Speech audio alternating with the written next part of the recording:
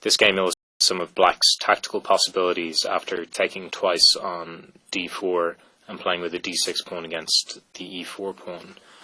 This is a game between Gashimov and Akopian from the FIDE Grand Prix in 2010. And Akopian uses this line of the Shigarin, which is very popular.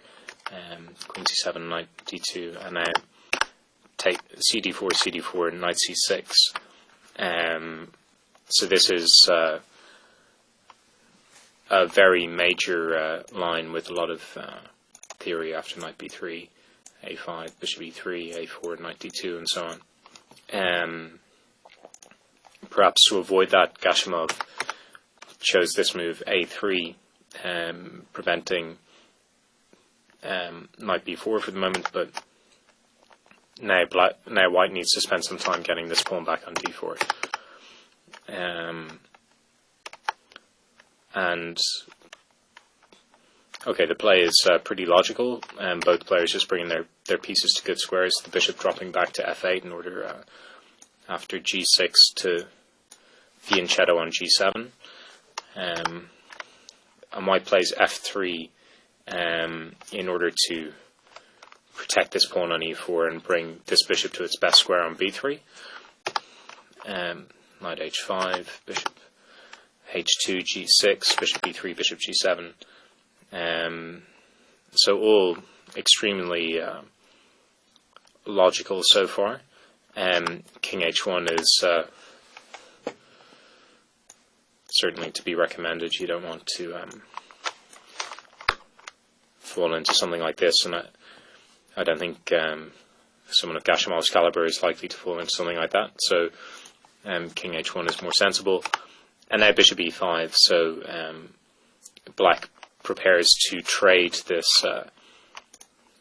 strong bishop on h2 and maybe use the weak dark squares around the white king. After rook c1, queen b6, knight e2, black demonstrated an excellent pawn sacrifice with d5, which should just be a clean equalizer. I play bishop takes d5, and now black made a mistake by taking on h2. Marin indicates that he should take on d5 directly, because okay, if the queen takes, then black can take on b2, but if he takes d5, then we get the type of position which black was going for in the game. So rook a8, knight c3, queen c5 check, and now, for instance, when white can't avoid the draw with queen c5 check and queen d6. So that would have been a logical end to the game.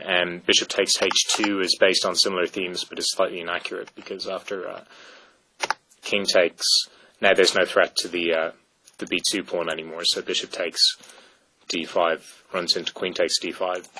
So I played rook 88, or black played rook 88, knight c3, and then took on d5, but this shouldn't have been quite as effective. Queen b8 check, king h1.